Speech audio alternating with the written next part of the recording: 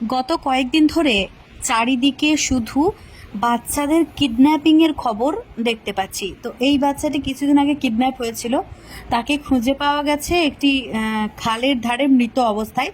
আরও কয়েকটি বাচ্চার ছবি আমি আপনাদের সকলের সামনে প্রকাশ করছি। পারলে এই পোস্টটাকে একটু শেয়ার করে দেবেন যাতে এই বাচ্চাগুলো বাড়ি ফিরতে পারে। প্রথমেই ছবি আছে, নাম গৌরব শর্মা, বয়স 17 বছর। গতকাল মানে এটা আজকের পোস্ট, সেহেতু গতকাল থেকে ওকে খুঁজে পাওয়া যাচ্ছে না। পুলিশে ইনফর্ম করা হয়েছে, এখানে যোগাযোগ নাম্বার দেওয়া আছে। ছেলের বয়স 17, কালো টি শার্ট পরে লাস্ট ওকে দেখা গিয়েছিল। ওর কাঁধে একটা ব্যাগ আছে, চুল একটু বড়। যদি কেউ খুঁজে পেয়ে থাকেন তবে অবশ্যই ওপরে দেওয়া নম্বরের সঙ্গে যোগাযোগ করবেন। পরের ছবিটি হচ্ছে, যে বাচ্চাটিকে দেখতে পাচ্ছেন তাকে কিন্তু কোথাও একটা খুঁজে পাওয়া গেছে অচেনা অজানা জায়গায়।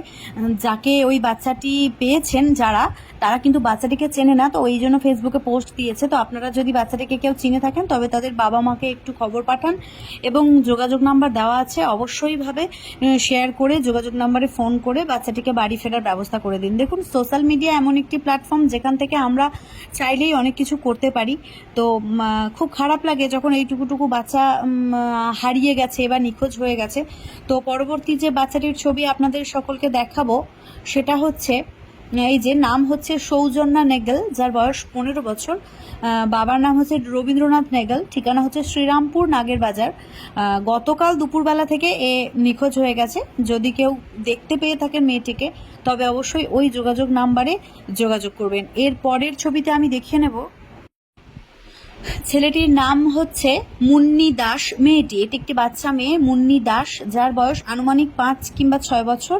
বাবার নাম হচ্ছে বুধু দাস, বাড়ি হচ্ছে সাদিকপুর, থানা হচ্ছে সুতি, আর জেলা হচ্ছে মুর্শিদাবাদ। যদি বাচ্চাটিকে কেউ খুঁজে পেয়ে থাকেন তবে অবশ্যই সাদিকপুর পুলিশ স্টেশন বা প্রাথমিক বিদ্যালয় একটু যোগাযোগ করে বাচ্চাটিকে একটু মানে বাবা মায়ের কাছে পৌঁছে দেওয়ার ব্যবস্থা করবেন, আর পোস্টটিকে শেয়ার করবেন যাতে সমস্ত বাচ্চাকে খুঁজে পাওয়া যায়।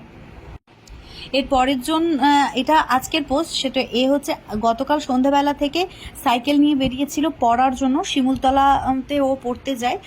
আর এই সময় ও রোজ বাড়ি থেকে বের হয়, কিন্তু গতকাল থেকে আর ফেরেনি। যদি আপনারা কেউ ওই বাচ্চাটিকে দেখে থাকেন তবে অবশ্যই যোগাযোগ নাম্বারে একটু যোগাযোগ করে নেবেন, এখানে নাম্বার দেওয়া আছে। আর পোস্টটিকে শেয়ার করে দেবেন যাতে, আমি তো সকল বাচ্চাকে চিনি না, এরা কেউ আমার এলাকার নয়, এই কারণের জন্য ফেসবুকে এই পোস্টটা করা, যাতে কেউ না কেউ বাচ্চাদেরকে চিনতে পারে এবং যাই হোক করে যোগাযোগ করার চেষ্টা করে। এটাও গতকাল থেকে নিখোঁজ। এই ছেলেটির নাম হচ্ছে জয়ন্তদীপ রজক, আর বাবার নাম চণ্ডীচরণ রজক। বাচ্চাটির বয়স হচ্ছে 5 বছর, বাড়ি হচ্ছে কালনার কালীতলাতে। বাচ্চাটিকে যদি কেউ দেখে থাকেন তবে অবশ্যইভাবে ওই নাম্বারে যোগাযোগ করবেন, আমি শেয়ার করে দিয়েছি। পরবর্তী যে বাচ্চাটিকে দেখাবো তা সে হচ্ছে আয়ুষ মণ্ডল, যার বয়স হচ্ছে 15 বছর। এখানে তার ছবিও দেওয়া আছে। সে ক্লাস 10-এ পড়ে, যার বাড়ি হচ্ছে সাগরডাঙ্গা ঘোষপাড়া। বৃহস্পতিবার টিউশন থেকেও নিখোঁজ। ওর পরনে ছিল নীল রঙের নীল রঙের জিন্স আর সবুজ গোলগলা গেঞ্জি। যদি কেউ সন্ধান পান অবশ্যই যোগাযোগ নাম্বারে যোগাযোগ করবেন, তাহলে অন্ততপক্ষে বাচ্চার বাড়ির লোক একটু নিশ্চিন্ত হবেন।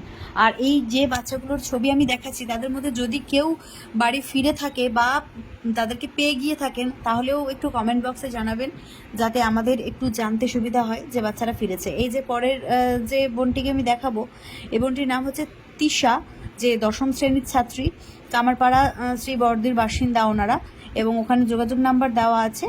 আপনারা যদি মেয়েটিকে খুঁজে পেয়ে থাকেন তবে অবশ্যই যোগাযোগ করবেন। এইভাবে যে বাচ্চা কাচ্চারা বাড়ি থেকে বা বাড়ির বাইরে থেকে নিখোঁজ হয়ে যাচ্ছে, বা কখনো তাদেরকে মৃত অবস্থায় পাওয়া যাচ্ছে, বা কখনো তাদেরকে হয়তো পাওয়াই যাচ্ছে না, বা কিছু কিছু ক্ষেত্রে বাচ্চাদেরকে পাওয়াও যাচ্ছে, এই যে ঘটনাগুলো চারিদিকে ঘটছে খুবই খারাপ লাগছে এবং টেনশনও হচ্ছে।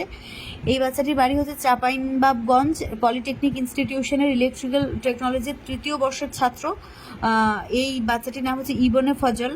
সে 1 মাস থেকে নিখোঁজ, তাকে 1 মাস ধরে পাওয়া যাচ্ছে না। যদি কেউ পেয়ে থাকেন তবে অবশ্যই গাল্লাদানো রাজশাহীতে ওনার বাবা আব্দুল করিমের সঙ্গে যোগাযোগ করবেন। এখানে মায়ের নামও দেওয়া আছে, সালমা বেগম, যোগাযোগ নাম্বারও দেওয়া আছে। পরবর্তী বাচ্চাটি হচ্ছে আসলাম মল্লিক, যার বাবার নাম হচ্ছে শহীদুল মল্লিক, যার উত্তর উনসানি হাওড়া বাড়ি।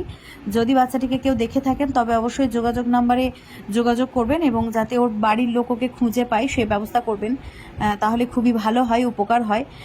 এইভাবে যে সমস্ত বাচ্চারা হারিয়ে যাচ্ছে, মাকে কাঁদিয়ে বাবাকে কাঁদিয়ে চলে যাচ্ছে, বা কেউ তুলে নিয়ে চলে যাচ্ছে, বা কিডন্যাপ হয়ে যাচ্ছে, তাদেরকে অবিলম্বে খুঁজে পাওয়া দরকার। পুলিশ প্রশাসন আরও স্ট্রং হওয়া দরকার। বাড়িতে বসে আমাদের শুধুমাত্র টেনশন করা ছাড়া আর কিছু উপায় নেই, আর শুধুমাত্র এটাই আমরা ফেসবুক পোস্টের মাধ্যমে ছড়িয়ে দিতে পারি। এ বাচ্চাটিকে আগেও দেখালাম, আয়ুষ মণ্ডল, বয়স 15 বছর, সাগরডাঙ্গা, দুর্গাপুর বাড়ি। ওর ছবিটা হচ্ছে এইটা। তো যদি কেউ দেখে থাকেন তবে অবশ্যইভাবে ওনার বাড়ির লোকের সঙ্গে যোগাযোগ করবেন। এখানে যোগাযোগ নম্বরও দেওয়া আছে। আর কি বলুন তো, আজকের আমার এই ফেসবুক পোস্টের একটাই উদ্দেশ্য, সেটা হচ্ছে আমরা তো আর মানে একটা একটা করে পোস্ট করে সম্ভব হচ্ছে না, এত বেশি বাচ্চারা নিখোঁজ হয়েছে চারিদিকে যে খুব মুশকিল হয়ে যাচ্ছে সবাইকে নিয়ে পোস্ট করা। তো এই কারণের জন্য একটা ভিডিওতে আমি সবটা প্রকাশ করলাম। বাচ্চাটির নাম হচ্ছে আকাশ বিশ্বাস, 12 বছর বয়স, বাবার নাম সুকুমার বিশ্বাস। ও কিন্তু গতকাল বিকেল থেকে নিখোঁজ। তো যদি কেউ দেখে থাকেন তবে অবশ্যই শেয়ার করবেন এবং এই যে যোগাযোগ নাম্বারে যোগাযোগ অবশ্যইভাবে করবেন। যারা হারিয়ে গেছে বা কিডন্যাপ হয়ে গেছে তারা যেন অবশ্যইভাবে তাদের বাবা মায়ের কাছে ফিরে আসে। এই যে বাচ্চাটাকে দেখছেন, এই শিশুটা বর্ধমান রেল স্টেশনে ট্রেনে নিয়ে যাচ্ছিল কেউ একজন অচেনা মানুষজন। যাত্রীদের জিজ্ঞাসাবাদের পর এই বাচ্চাটিকে মানে ধরে রাখা হয়েছে এবং পরিবারের সঙ্গে যোগাযোগ করার চেষ্টা করা হচ্ছে। যদি এই বাচ্চাটা পরিবারের কাছে পৌঁছে যায় তাহলেও কমেন্ট বক্সে অবশ্যই জানাবেন। তো আজকের পোস্ট আমি এখানেই শেষ করছি। একটাই অনুরোধ করব, আপনাদের বাড়ির বাচ্চাদেরকে সাবধানে রাখুন, চোখে চোখে রাখুন, অচেনা কোনো ব্যক্তির সঙ্গে যেতে দেবেন না, আর পোস্টটিকে প্রচুর পরিমাণে শেয়ার করুন।